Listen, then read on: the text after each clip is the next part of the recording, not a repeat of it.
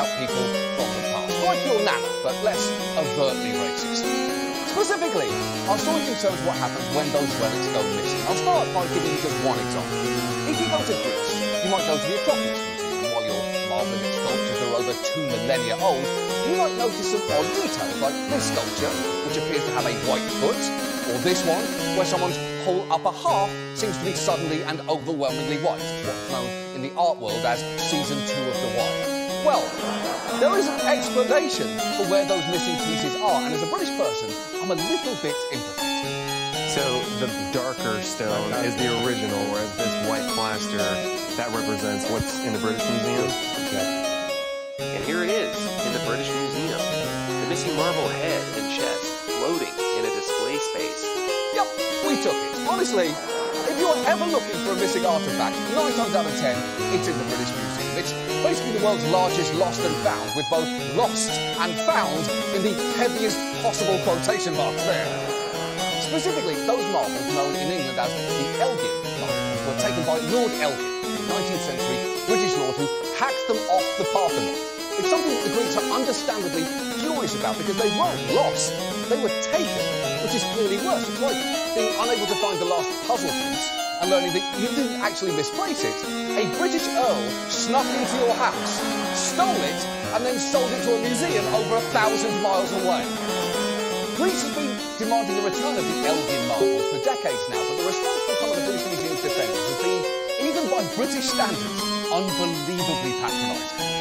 I can't even think about returning Elgin marbles to Athens until the Greeks start caring for what they already have. I'm sure they take great care of the Parthenon sculptures that they'll return, but if you knew a woman was abusing her child, you wouldn't let her adopt it. And that's what the Greeks were asking for. What? That is not a great comparison, especially because it admits the fact that the woman's child in this example was basically kidnapped. So it's less a woman asking to adopt another child than it is her demanding the return of her first one. And look, the Parthenon marbles should absolutely be returned to Greece. Even that woman you just saw now says that she thinks they should go back. But those marbles are just the tip of the iceberg here. The fact is, antiquities, largely from the global south, which includes Latin America, Africa, Asia, and the Mideast, have been taken and enshrined in European and American museums on a much larger scale than you may realise. In 2018, a report commissioned by the French president found that over 90% of all Africa's cultural heritage is held outside Africa by major museums. But as the voices arguing for antiquities to be returned are getting louder, others are resisting any change. In 2010, when asked whether the UK would ever return the Kohinoor diamond to India, Prime Minister David Cameron refused, saying, if you say yes to one, you suddenly find the British Museum would be empty. Which is incredibly frustrating, and it's frankly no wonder that some are now taking matters into their own hands. In June, a Congolese activist removed a 19th century Chadian funeral pole from the Quai Branly Museum in Paris as part of a protest campaign against plundering during the colonial era. Yeah, that happened. And obviously, that man was unaware of the museum's very clear policy, no stealing African antiquities, starting now.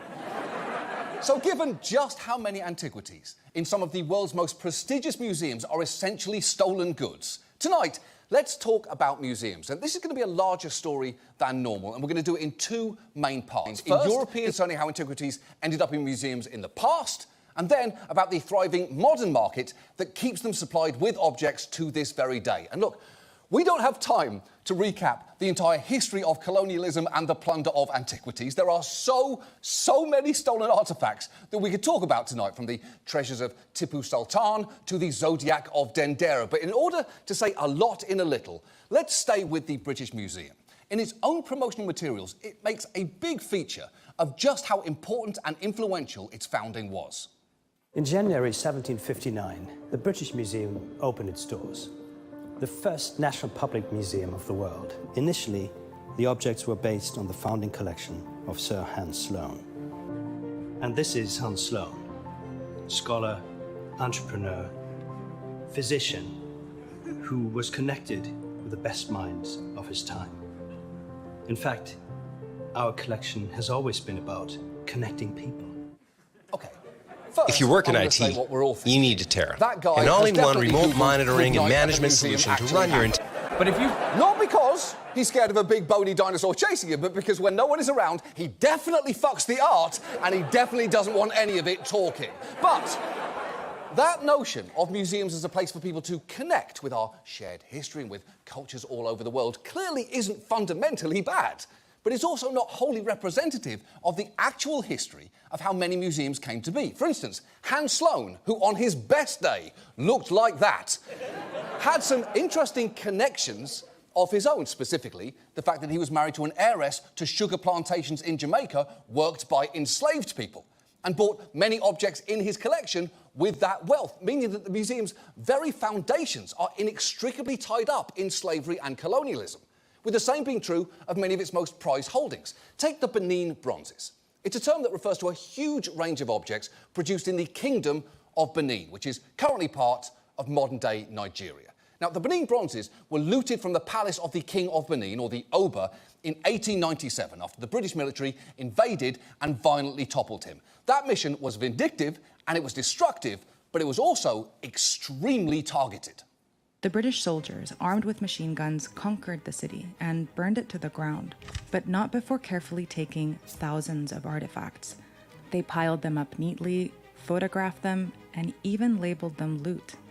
This photo, taken at the Benin Palace after the raid, shows soldiers with the dismantled plaques that were brought to the British Museum and sold all over the world. OK, first, that's obviously awful, but second, it is pretty remarkable that a British soldier went to the trouble of carefully labelling each of those photos, and the captions he used were loot and more loot. At the very least, he could have chosen something more descriptive, like, I don't know, Dan, Terry and I after doing cultural genocide. But the looting of the Benin bronzes wasn't just a physical loss, it was a cultural and historical one. Take these plaques. They are not just pieces of art, they're something much more important, as this member of the Benin royal family explained. Those things are like our own diaries.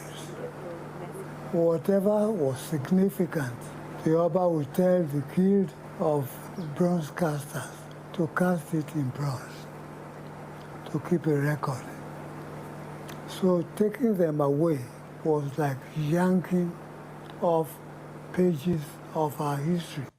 Right. For that kingdom, these were their memories made physical. And these plaques were laid out in a very specific order, which was then lost when the British tore them from the palace walls, meaning that the British, in effect, stole and scrambled a nation's memories. A crime so fucked up, even Black Mirror hasn't thought of it yet.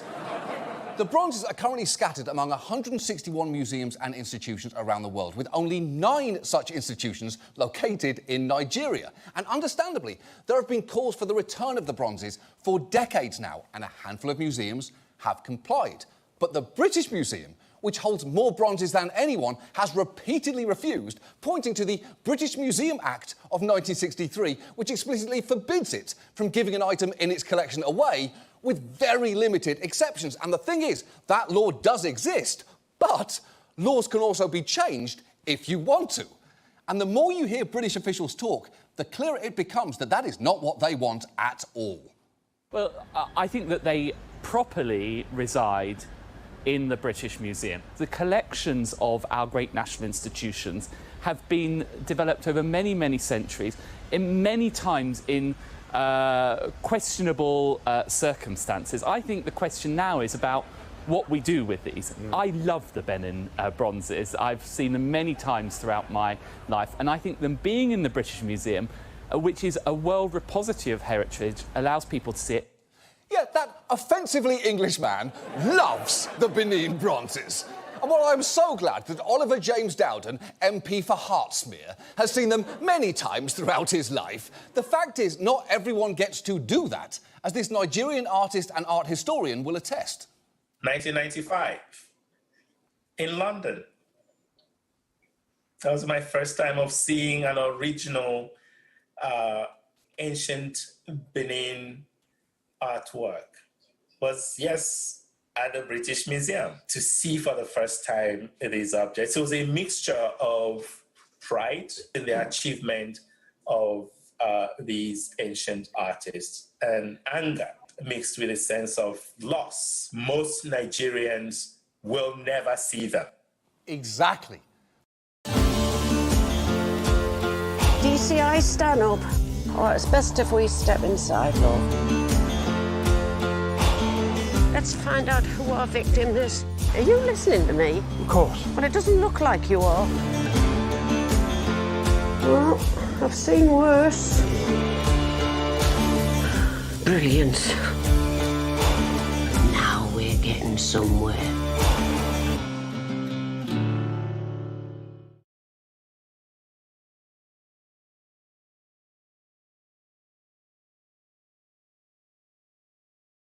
Sakura, if you don't know, Sakura is a monthly subscription box stocked full of 20 different Japanese snacks and treats and teas. And that is sent to subscribers every single month all over the world. Oh wow, this is good. That's delicious.